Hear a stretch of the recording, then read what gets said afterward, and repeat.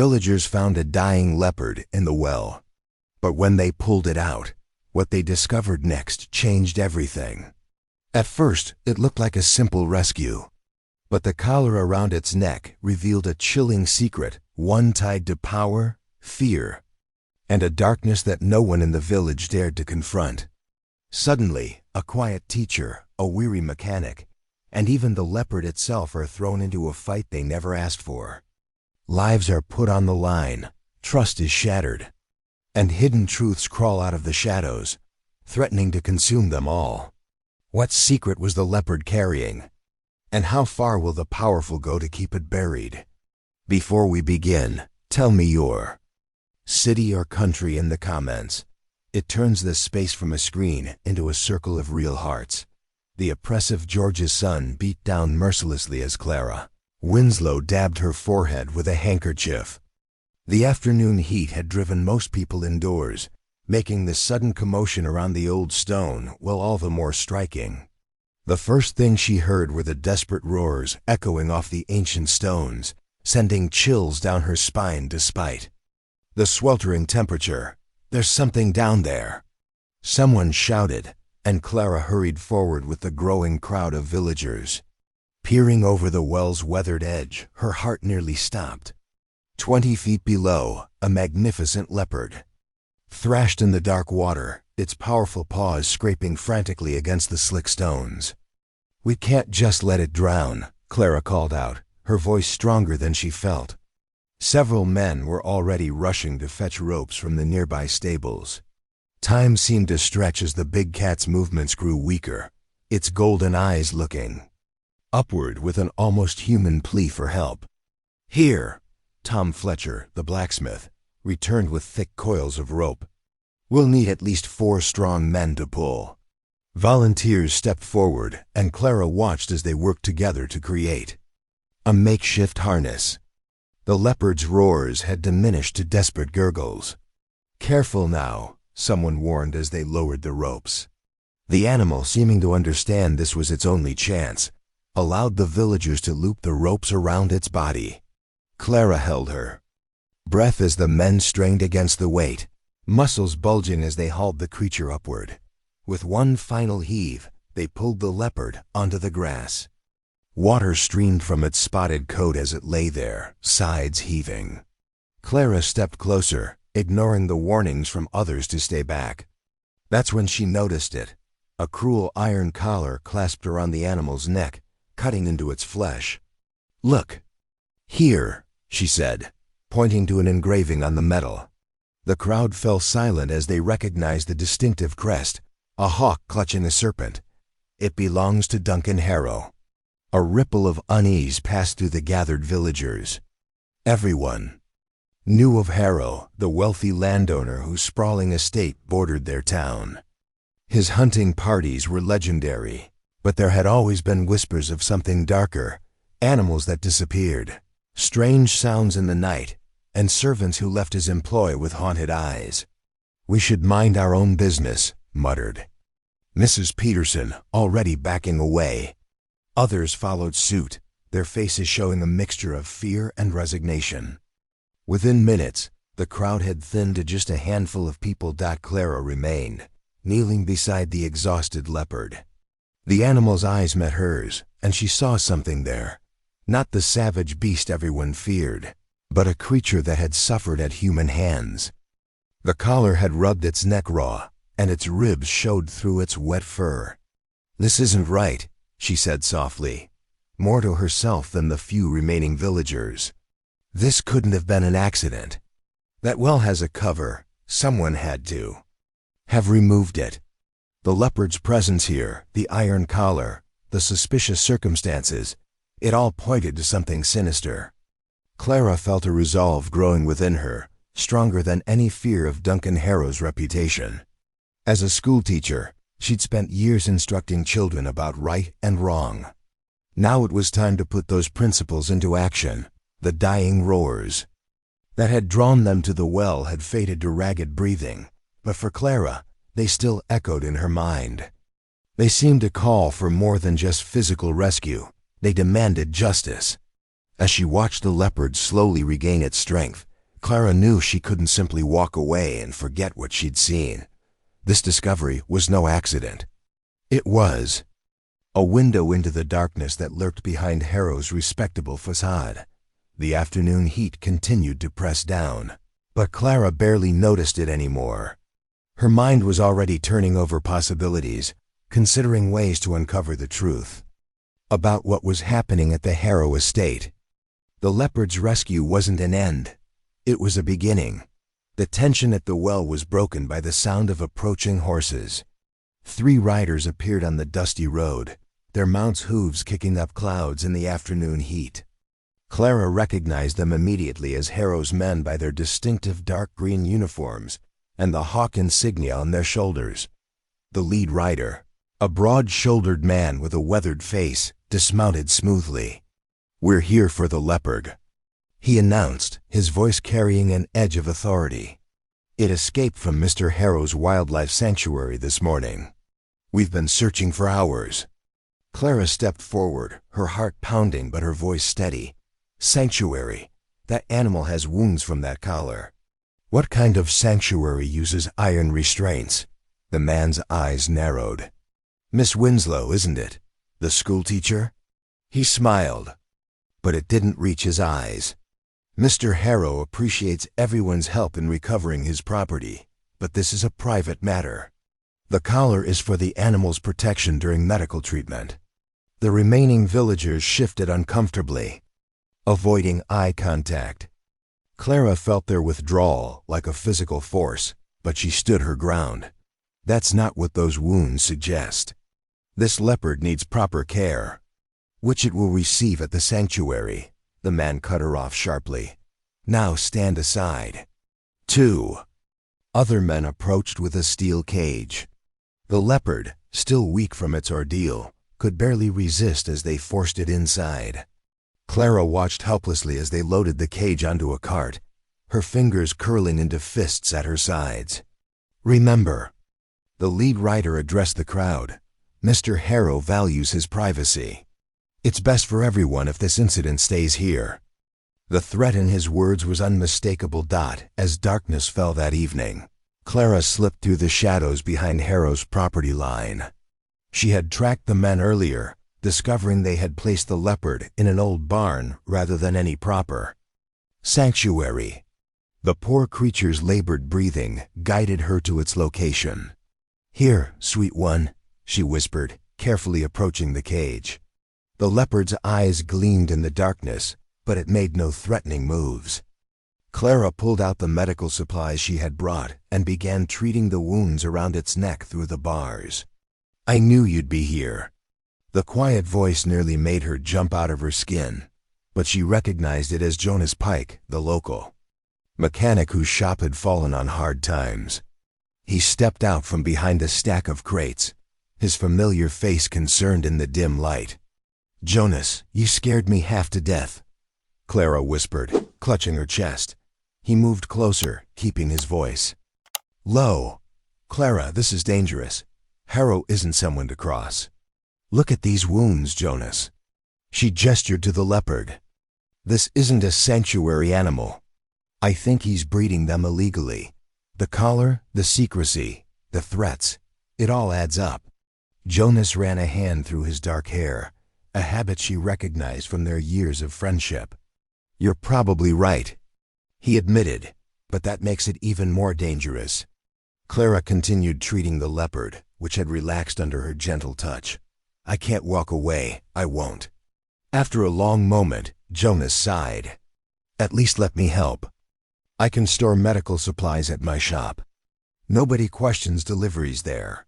Clara looked up at him, seeing the worry in his eyes, but also the determination to stand by her. Something shifted between them in that moment, a deepening of their friendship into something more profound. Here was someone willing to risk Harrow's wrath to help her do what was right. "Thank you," she said softly, touching his arm. The leopard watched their interaction with intelligent eyes, as if understanding that its fate now rested in their hands. They worked together in the darkness, Clara treating the animal while Jonas kept watch. Their whispered conversations and Shared purpose created a bubble of resistance against Harrow's influence. A private rebellion in the shadows of his power. In the days that followed, Clara kept her ears open and her movements careful. Working at the small schoolhouse gave her a perfect view of the comings and goings at Harrow's estate. She noticed expensive cars with out-of-state plates arriving at odd hours.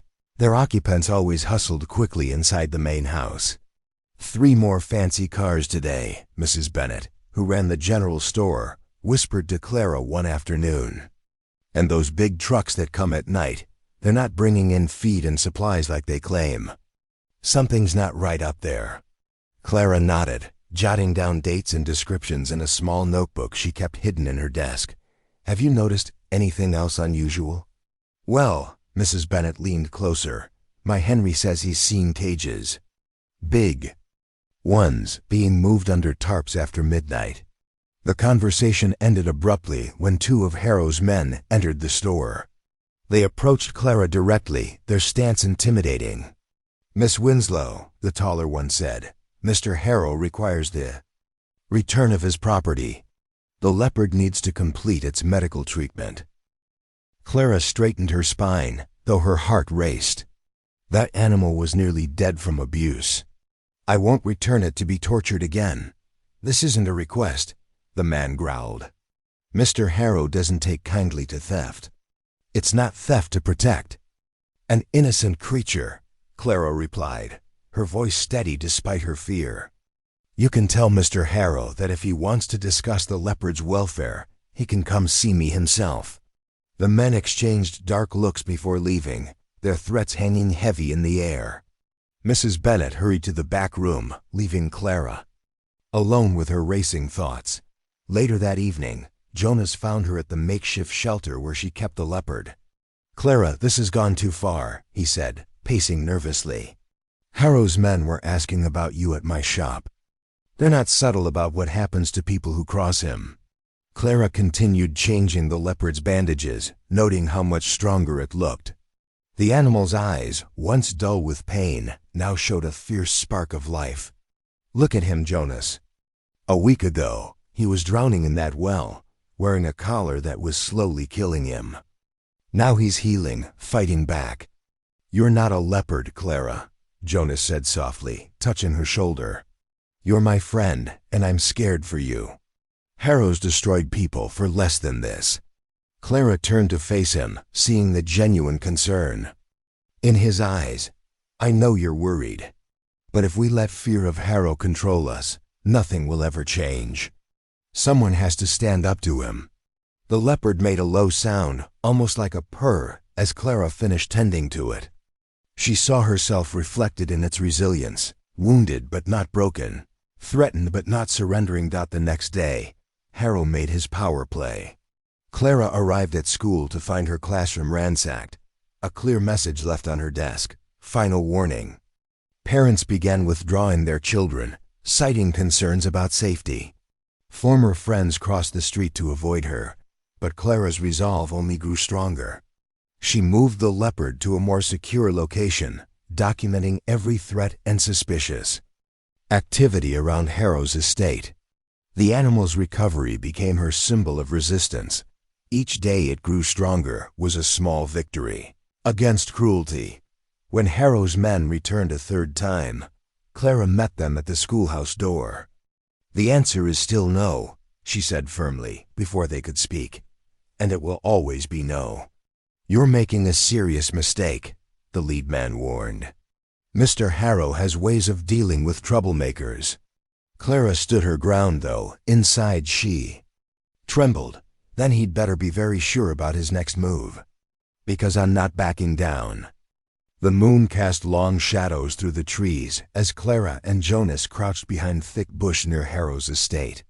They had followed his men's truck for 3 miles into the dense woods, keeping their flashlights off to avoid detection. We shouldn't be here, Jonas whispered, his breath visible in the cold night air. If they catch us.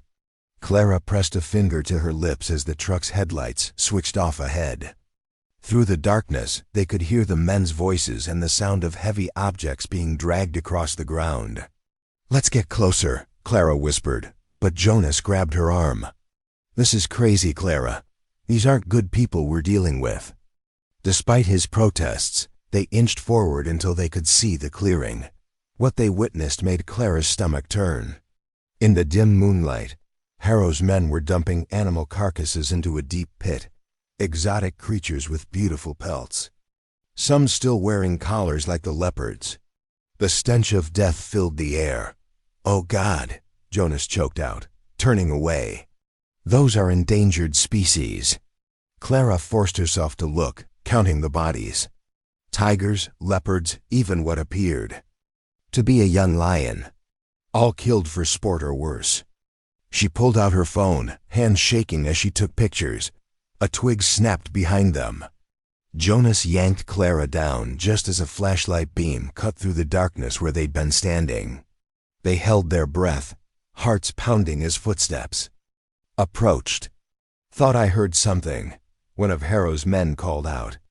"Probably just deer," another answered. "Hurry up, we've got 2 more loads tonight." Clara and Jonas stayed frozen until the truck's engine roared to life and the lights disappeared down the dirt road. Only then did they scramble to their feet. Running through the woods as fast as they dared in the darkness, back in Clara's car, they sat trembling, processing what they'd seen. "This is bigger than we thought," Jonas said, running his hands through his hair. "These aren't just hunting trophies.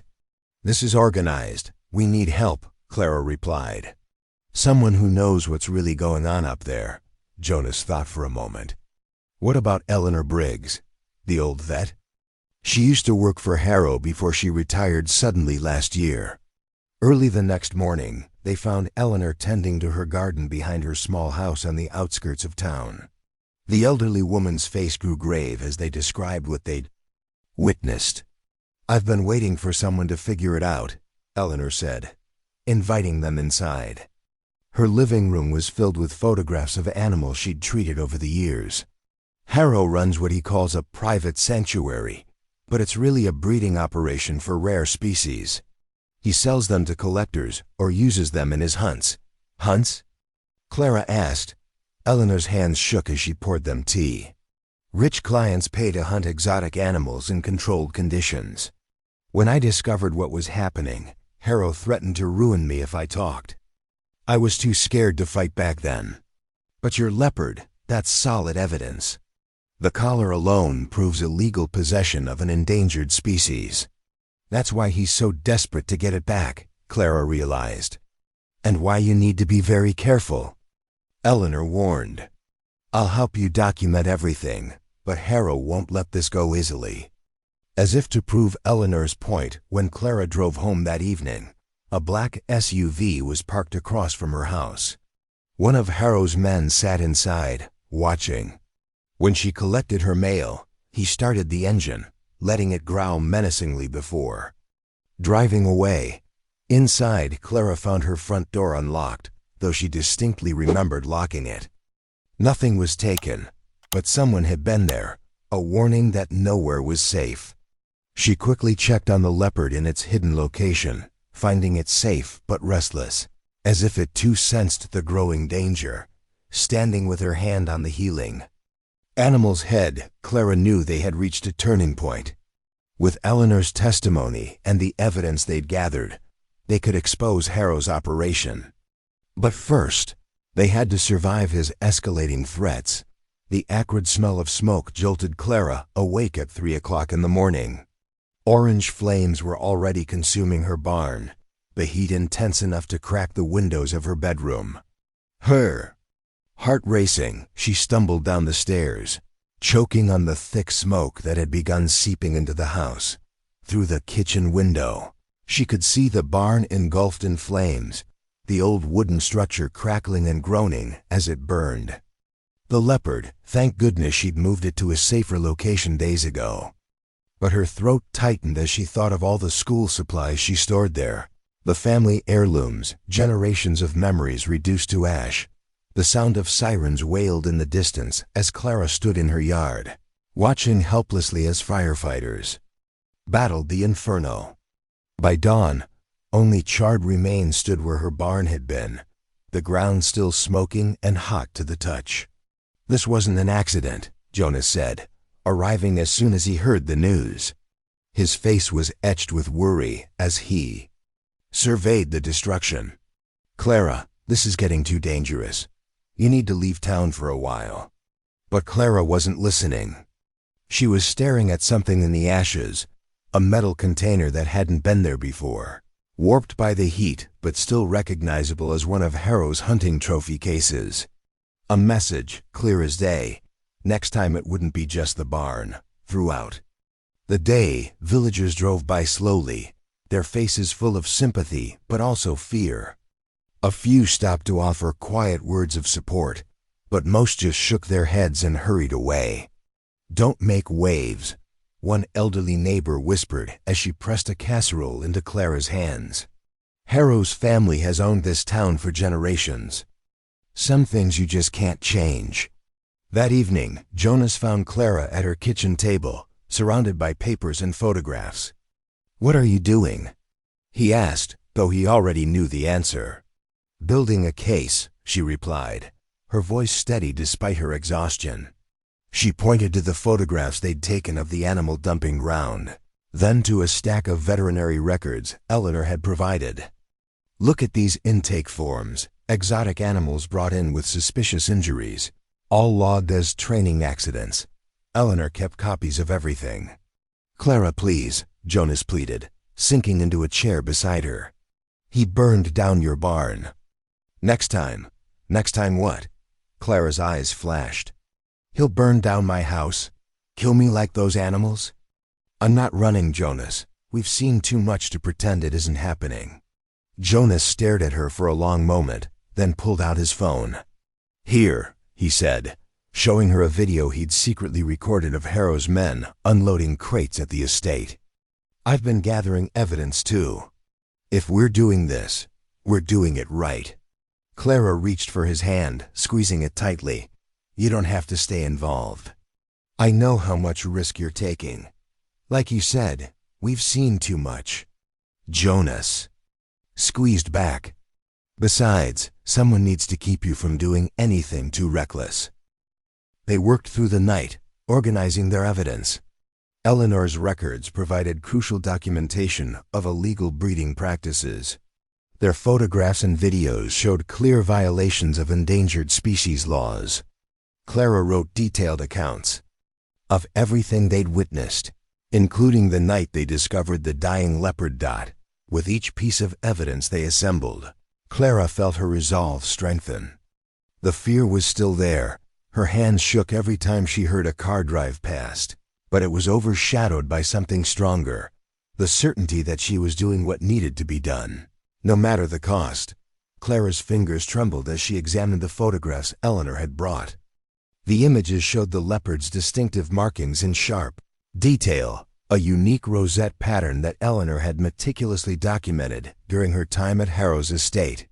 "I've seen these markings before," Eleanor said, her voice tight with emotion. "This isn't just any leopard. It's the offspring of a critically endangered Indo-Chinese leopard. They're practically extinct in the wild." She spread more papers across Clara's kitchen table. "Harrow paid a fortune to smuggle the parent animals into the country 3 years ago."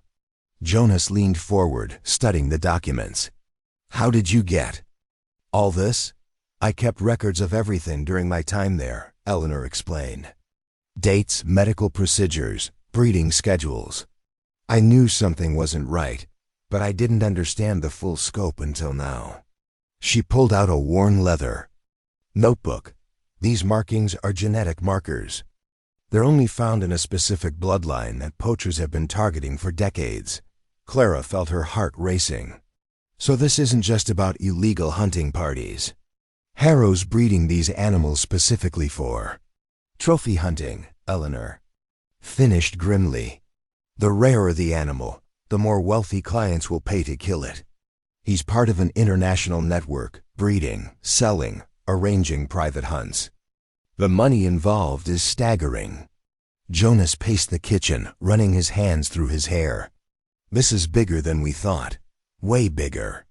We're not just dealing with local corruption anymore." Clara stood at the window, watching the sun set. Behind the trees that bordered Harrow's estate, the Leopard's rescue wasn't just a moral stand anymore. It was evidence of an international crime ring operating right in their backyard. "We need to do something," she said firmly. "Something big enough to shut this whole operation down." Eleanor nodded slowly. "I might know how. Harrow hosts private hunting parties for his wealthy clients every month. The next one is in 2 weeks. Everyone who's anyone in his network attends." "That's our chance," Clara said, turning back to face them. "If we can document what happens at one of these parties, get undeniable proof." "It's incredibly dangerous," Jonas interrupted. "His security is tight. If we're caught." "We won't be," Clara insisted. "Not if we plan this carefully." She looked at Eleanor. "You know the layout, the schedules. And Jonas, you understand security systems better than anyone in town." Jonas was quiet for a long moment, studying the evidence spread across the table. Finally, he straightened up. "You're right. We can't back down now. Whatever you need, I'm in, all the way." They spent hours reviewing Eleanor's detailed maps of the estate grounds. She pointed out blind spots in the security coverage, places where the fence line was vulnerable. Jonas made notes about the electronic systems, already formulating plans to disable them temporarily. "The hunting parties always follow the same pattern," Eleanor explained. "Guests arrive in the afternoon. There's a formal dinner, lots of drinking. The actual hunt doesn't start until dawn the next day." Clara traced the route on the map. "So if we timed this right, we could get in during the dinner, while they're distracted. The animals are kept in a special holding facility on the north side," Eleanor continued.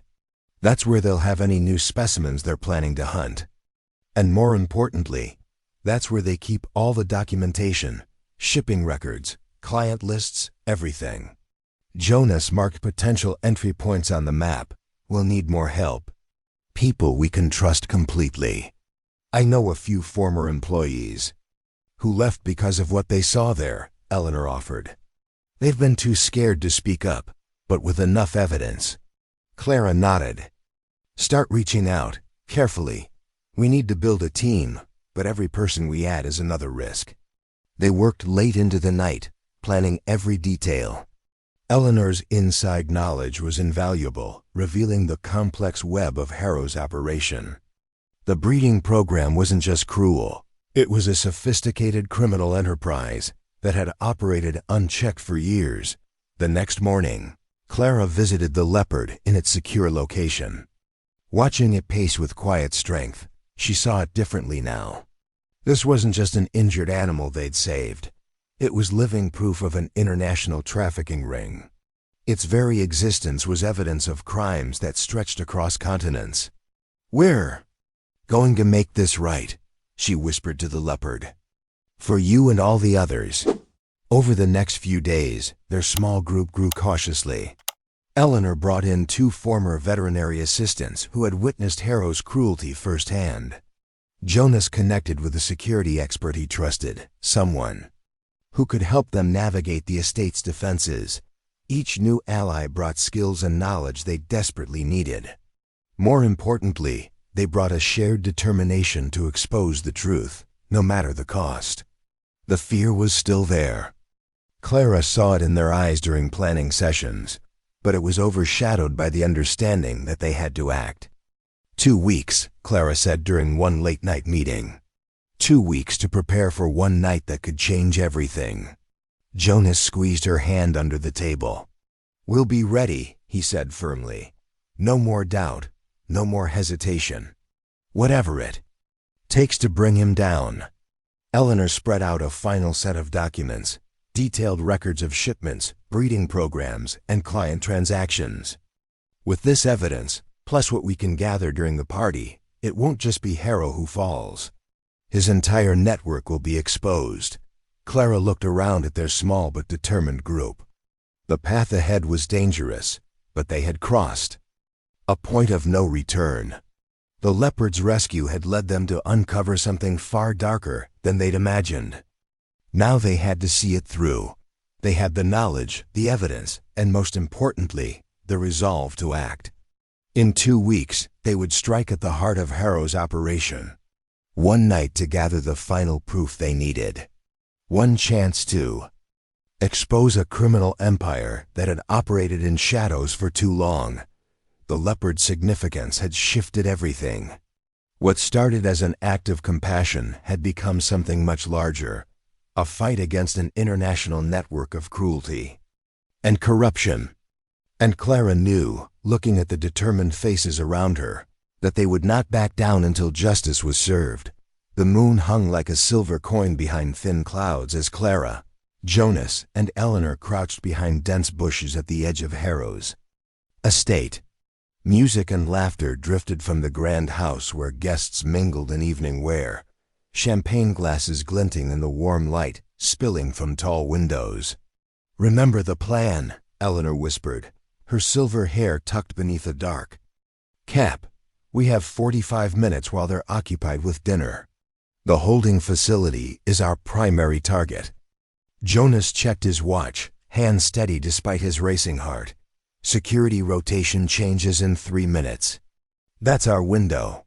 Clara gripped the professional camera they'd borrowed, double-checking its night vision settings. The weight of it against her chest felt like armor, their weapon of truth against Harrow's empire of lies. When the guards moved to switch positions, the 3 figures slipped through the shadows like ghosts. Eleanor's intimate knowledge of the grounds proved invaluable as she guided them through blind spots in the security coverage. They reached the first fence line, where Jonas quickly disabled the sensor array using skills learned from their security expert. The holding facility loomed ahead, a long, warehouse-like building with small, high windows.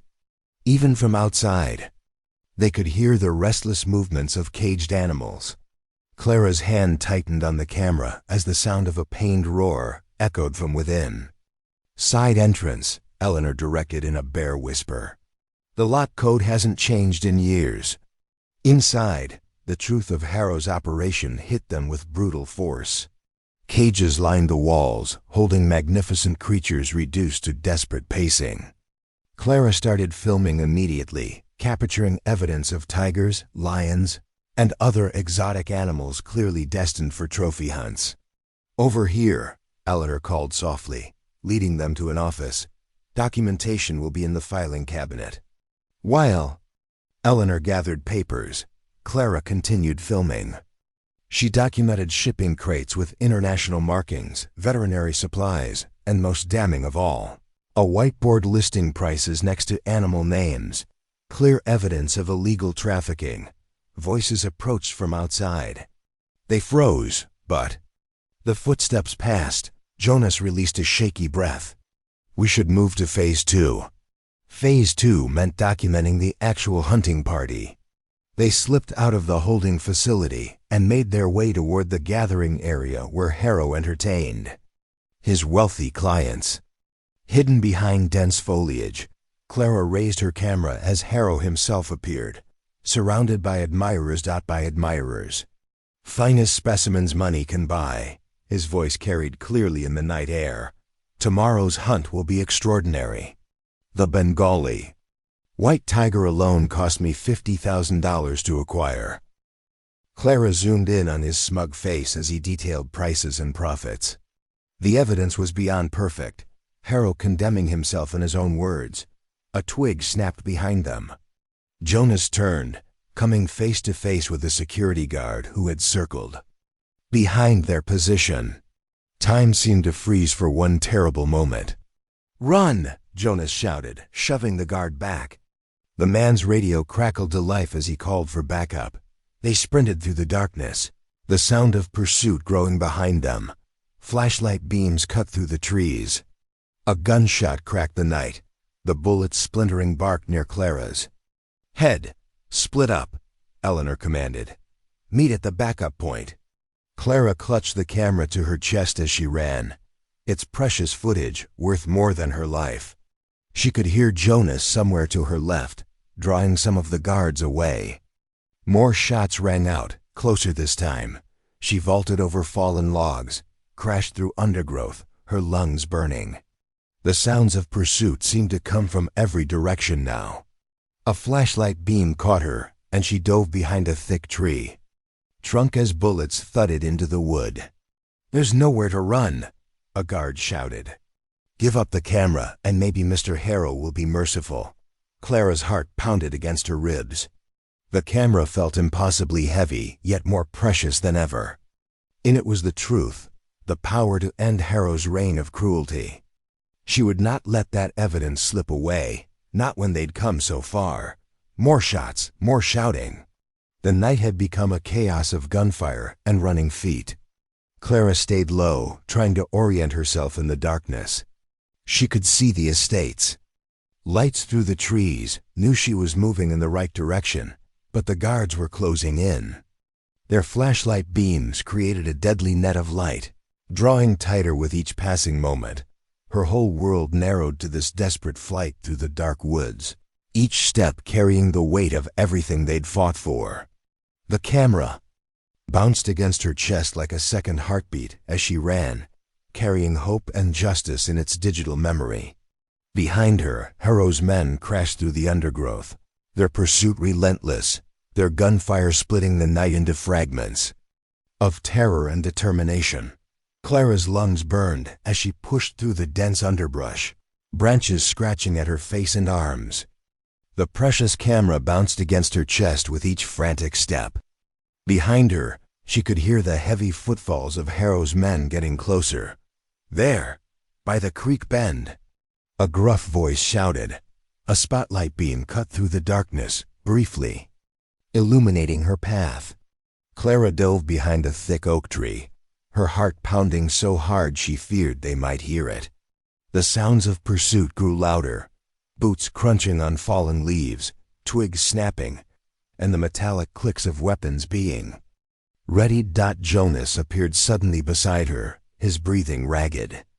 "They're boxing us in," he whispered. "There's more coming from the east." Clara gripped the camera tighter. "Eleanor?" "I lost sight of her, but she knows these woods better than anyone. She'll be okay." Jonas didn't sound entirely convinced. They crouched in tense silence as flashlight beams swept the area. Clara could make out at least 5 different lights moving through the trees. The night air carried fragments of urgent radio communications. "Sir, we've got them trapped in Sector 4. Double quotes. Maintain position at the ridge. Double quotes. Shoot if necessary." A new voice cut through the darkness, one that made Clara's blood run cold. Duncan. Harrow himself had joined the hunt. "Remember, I want that camera," his commanding tone carried clearly. "And make sure our uninvited guests understand the consequences of their curiosity." Jonas grabbed Clara's hand. "On my signal, we're going to make a break for the ravine. It's our only shot." Clara nodded, her throat too tight for words. The evidence they carried could expose Harrow's entire operation, years of illegal breeding, trafficking, and cruel trophy hunting. They couldn't let it be captured, now. Jonas pulled her forward, just as a spotlight swept past their hiding spot. They burst from cover, running full tilt through the forest. Shouts of discovery erupted behind them, followed by the sharp crack of gunfire. Clara felt the wind of a bullet pass close to her head. "Stop right there." Harrow's voice boomed through the darkness. More shots rang out. Jonas stumbled suddenly, crying out in pain. Clara turned back to help him up, seeing blood on his leg where a bullet had grazed him. "Keep going," he urged through gritted teeth, but it was too late. Flashlight beams converged on them from all directions. They were surrounded. Clara and Jonas backed up slowly until their shoulders pressed against rough bark. Through the glare of the lights, she could make out Harrow's tall figure approaching, flanked by armed men. "I must admit, I'm impressed by your determination," Harrow said, his tone almost conversational. "But did you really think you could challenge me and walk away?" He extended his hand. "The camera, Miss Winslow. Now. Clara held the device closer. Everyone will know what you've done. The animals you've killed, the laws you've broken. Laws? Harrow laughed coldly. I own these lands. I own this town. Who do you think the authorities will believe? A respected businessman or a schoolteacher with an overactive imagination? He took another step forward, his face twisted with cruel amusement. This is your last chance. Give me the camera, or a bone-chilling roar split the night air. Everything happened in a blur of motion. A powerful golden form burst from the shadows, the leopard they had saved, now restored to its full strength. It landed between Clara and Harrow with deadly grace, muscles rippling beneath its spotted coat. Harrow stumbled backward, his composure shattered. Shoot it! Shoot the damn thing! But the leopard was faster than the startled gunman. It swiped at the nearest man with massive paws, sending his weapon flying. Others fired wildly, but the big cat was already moving, creating chaos in them. Ranks, Clara, run! Jonas grabbed her arm, pulling her away from the mayhem. They sprinted through the gap the leopard had created, branches whipping past them. Behind them, shots continued to ring out, mixed with shouts and the leopard's fierce growls. Clara's heart ached for the magnificent creature that had come to their rescue, but they couldn't stop. Jonas led them down a steep embankment, sliding more than running. The sounds of pursuit grew more distant. They splashed across a shallow stream, the cold water shocking Clara's system back to full alertness. Almost there, Jonas panted. My truck's hidden just past the old fence line. They scrambled up the opposite bank, mud making their feet slip. Clara could hear engines revving. In the distance, Harrow's men regrouping for a wider search. But the night woods ahead of them remained dark and quiet. Finally, they reached Jonas's battered pickup, concealed under low-hanging branches. Clara's hands shook so badly she could barely open the door. As Jonas started the engine, she clutched the camera to her chest, thinking of the leopard's incredible intervention. The very creature they had saved from drowning had just saved their lives. Clara's eyes filled with tears as she realized how everything had come full circle. Her initial act of compassion, pulling the leopard from the well despite the risks, had created a connection that transcended the usual boundaries between human and wild animal.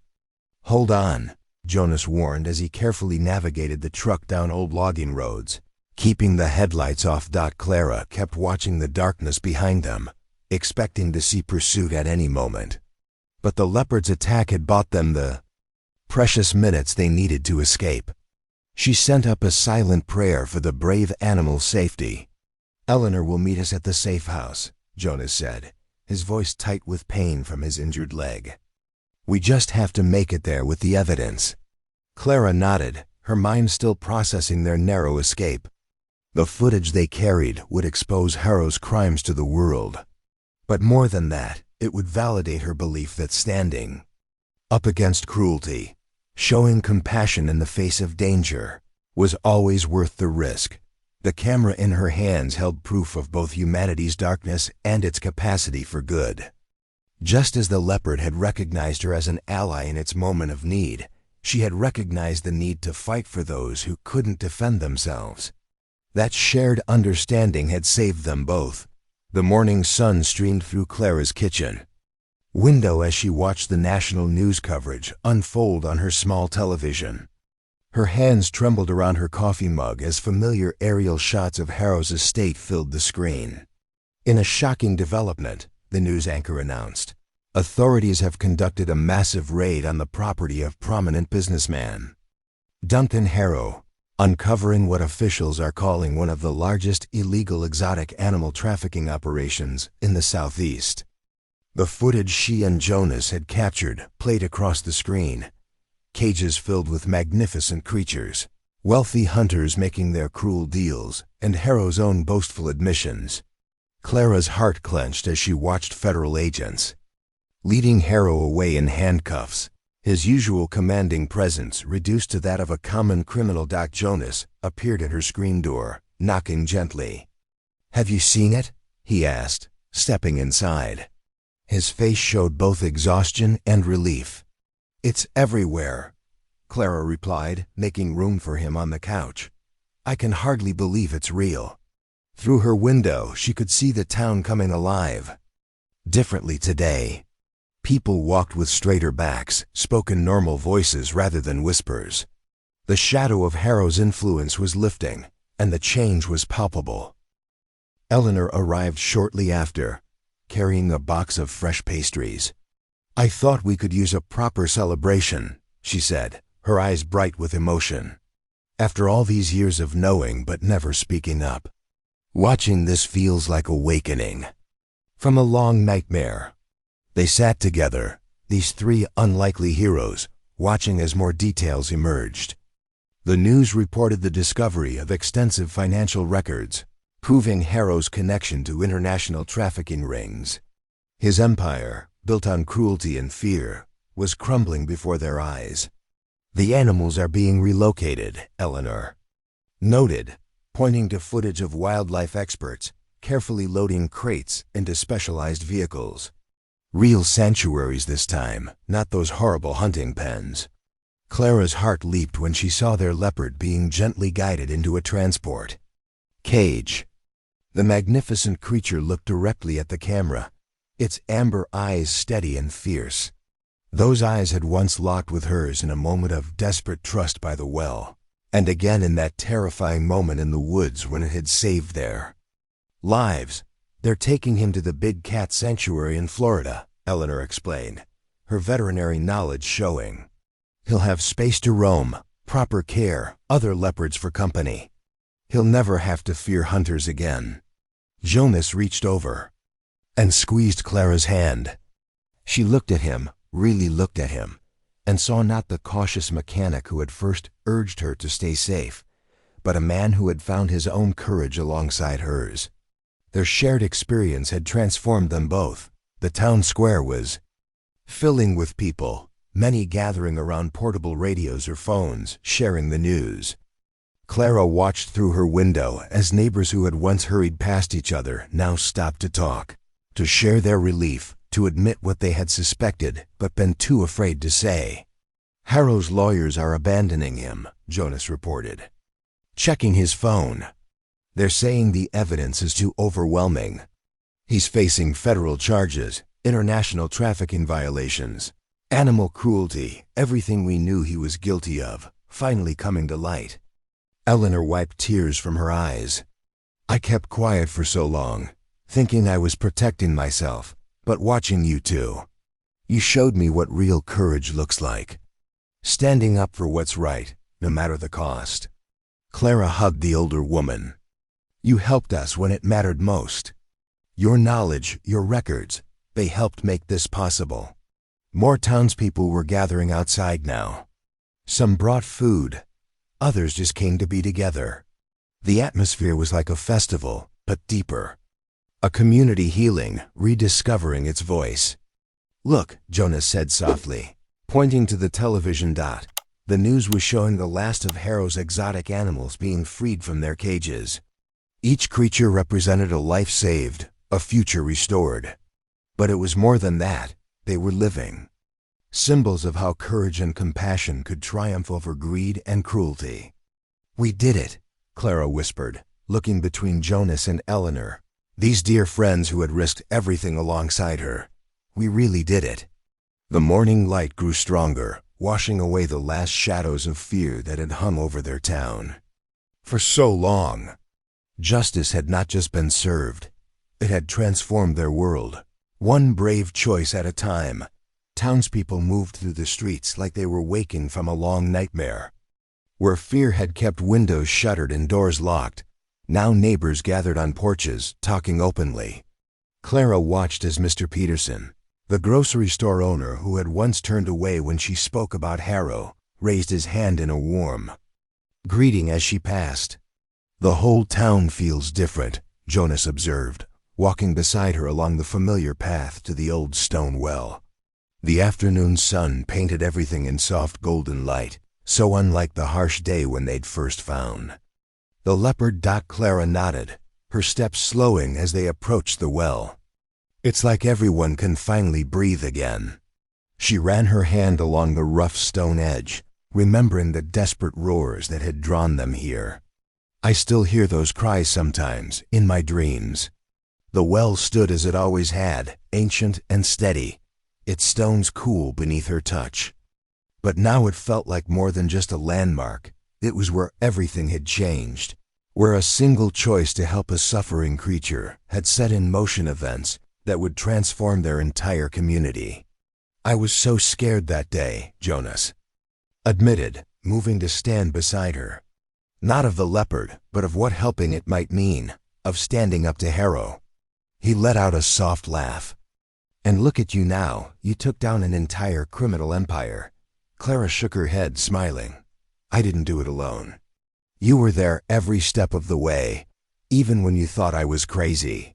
Especially when I thought you were crazy, Jonas corrected, his eyes crinkling at the corners. But you saw something the rest of us couldn't, or wouldn't. You saw that sometimes the scariest thing isn't standing up to evil. It's pretending not to see it. A gentle breeze rustled through the trees, carrying the sweet scent of late summer flowers. Clara leaned against the well's edge, remembering how different she'd felt just months ago, small, uncertain, easily dismissed. The quiet schoolteacher who couldn't possibly understand the way things worked. You know, she said thoughtfully, people used to pat me on the head when I'd speak up about things that weren't right. Like I was some naive child who needed to learn how the real world worked. She turned to face Jonas. But the real world is what we make it. Sometimes it just takes one person refusing to look away. Jonas stepped closer, his expression serious. It takes someone special to be that person, Clara. Someone with not just courage, but compassion. He took a deep breath, and Clara could see him gathering his resolve. I've been wanting to tell you something, but with everything happening, it never seemed like the right time. Clara's heart quickened, recognizing something in his tone that made her pulse flutter. Tell me now, she said softly. I love you, Jonas said simply, his voice steady despite the vulnerability in his eyes. I think I've loved you since that first night you asked me to help hide supplies for the Leopard. You were so determined, so fierce in your gentleness. And every day since then, watching you fight for what's right, never backing down even when it seemed impossible. He shook his head, smiling. How could I not fall in love with you? Warmth bloomed in Clara's chest, and she reached for his hand. I love you too, she replied, her voice thick with emotion. Through all of this, you've been my anchor. Even when you were scared, you stayed. You believed in me. Jonas pulled her closer, one hand coming up to cup her cheek. How could I not believe in you? You've shown everyone what real strength looks like. His thumb brushed gently across her skin. It's not about being the loudest or the most powerful. It's about standing firm in what you know is right. Clara leaned into his touch, feeling the rightness of this moment, this place. The well where it all began now witnessed another beginning. When Jonas kissed her, it felt like coming home. Gentle and sure, full of shared understanding and promise. When they finally pulled apart, Clara turned back to the well, Jonas's arm warm around her waist. The water below reflected fragments of sky, just as it had the day they'd pulled the Leopard to safety. But now she saw something else in those depths, not just the memory of that desperate rescue, but the ripples it had created, spreading outward, changing everything they touched. The Leopard's settling in well at the sanctuary, Jonas said after a moment. Eleanor got an update yesterday. Said he's already made friends with another rescued cat. Clara smiled, picturing the once frightened creature now free to live as nature intended. Sometimes I think about how close we came to losing him that day. If no one had heard those cries, or if everyone had just walked away. But they didn't, Jonas reminded her, and you didn't. That's what matters. She nodded, understanding now that every moment of choice could be a turning point. The world wasn't divided simply into heroes and villains. It was made up of countless Small decisions to act or remain silent, to help or turn away. I used to be afraid, Clara admitted, her voice soft but strong. Not just of Harrow, but of standing out, of being wrong, of failing. But now I know, the only real failure is not trying at all. Jonas squeezed her hand. You've shown everyone. That. Look how the town's changed. Yesterday I saw old Mrs. Henderson reporting someone for letting their dog run loose without water. Last month she wouldn't have dared say a word about anything. Clara laughed, the sound bright and clear in the afternoon air. We're all learning to be a little braver, I suppose. She turned in Jonas's arms, facing him fully. But you know this isn't the end. There will always be more battles to fight. More wrongs to right. And you'll be right there, leading the charge, Jonas said with proud certainty. But this time you won't be alone. You've shown everyone what's possible when we stand together. As the sun began to set, painting the sky in shades of pink and gold, Clara and Jonas walked hand in hand back toward town. The well remained behind them, a monument to the power of one small act of kindness to change everything. Clara knew there would be more challenges ahead, more moments requiring courage and conviction. But with Jonas beside her and the strength she'd discovered within herself, she was ready to face whatever came next. She wasn't afraid anymore. She was ready. If this story warmed you tonight, subscribe and leave a single line that stayed with you. Your words shape tomorrow's story.